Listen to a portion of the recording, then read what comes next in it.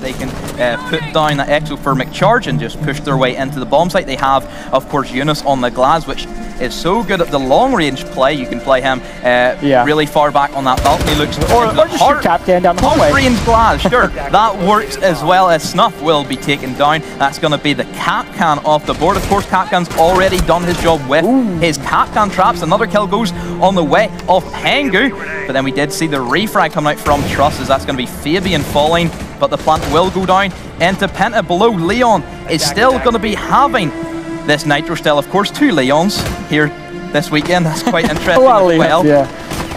But Diffuser is going to be planted this time by Penta. We did see Kanto go for the call. The phone is ringing. Is Leon going to be able to go for the pickup?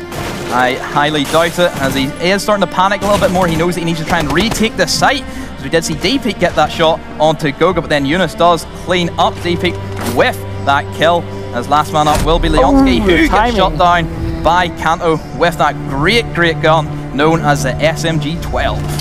Definitely an interesting round to see how close that got, because you had Eunice still getting kills as Glass with barely any health left, and that was definitely critical to that, because you saw Kanto trying to find some angles on him, having trouble doing so. 4 kills for that man on the pulse.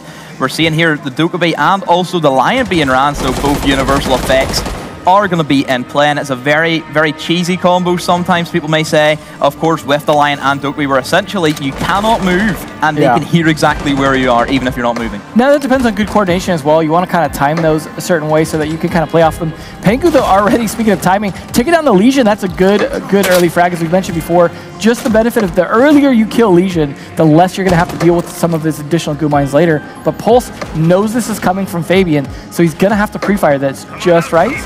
We're actually going to see the swing in and EED-1D go off as Kanto pushes in with these Yang starts, just going through the smoke, goes in for the kill. Does he see the mirror? No, he doesn't land down. He finally gets the kill. Another kill for Fabian, but then we're going to be seeing the quick peek coming out from the mirror. Another kill for Fabian, playing excellent on this Lion. Last man up will be the mirror, stuck between a rock and a hard place at this stage. Diffuser has been planted. Pengu outside off that window. Lion also pressuring from behind. And this is essentially going to be the first round win for Penta, unless Snuff has something else to say about it. Well, they are getting slowed down a little bit by the goo mines, but nonetheless, Pengu finishing things up. Unfortunately, I mean, you weren't going to really clutch that situation, unfortunately, most of the time. But nonetheless, it felt like Penta really kind of felt out their weaknesses in terms of how their bomb site was being defended. And then as soon as they saw enough weakness there, they just completely executed on the site. And it wasn't like a lot of damage at Pengu. Playing inside off the back. Greedy. A position we never really see any smoke players play in. Typically, there's that more anchored into the back. Especially because the buck will start opening stuff up fairly quickly and make that much harder bomb site to hold in. But Kanto does find that C4 kill we were talking about earlier on the cracks, and that's a nice initial kill, because now that X-Kairo's off the board, they're not going to be able to use to help on this push from VIP because they don't have a thermite as well.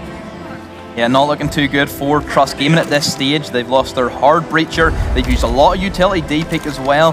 Low half HP. He's actually just pushed himself. He's been playing very aggressive. That's the second smoke already popped as well. They're not looking to fight for the plant. They're looking to kill everyone before they can get on site. Diapek, the second one to fall. Oh, they almost abandoned. There we go, losing his life. Nice kill by Snuff, but quickly traded back.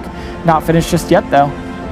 Yeah, 3 versus 3, essentially 2.5 versus 3, as we do see one member is going to be Snuff, is going to be down, gets picked up, however, and 30 seconds. Time is starting to tick down very, very fast for Trust Gaming at this stage. No smoke grenades, though, coming out from Pengu, as he has expended them. Quick peek from Fabian, and he's going to be able to use his Ecuador and slow down this round even more. The peek comes out from Kanto. Great headshot onto Leonsky. Snuff gets the kill onto Pengu. Great angle from Fabian.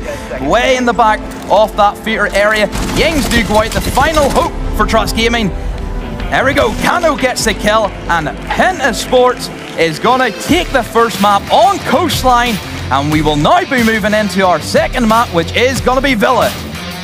Should be exciting. I like that last shot as well, that Kanto saw the Candles coming out. He went, he doesn't have enough time to do anything but push. I don't care if I'm blind, just pre-fire it. And that's what you do. That's the smart plays, you know, where they're actually using, okay, we need to make sure we're taking advantage of what we know at this point to close this out as quickly as possible. And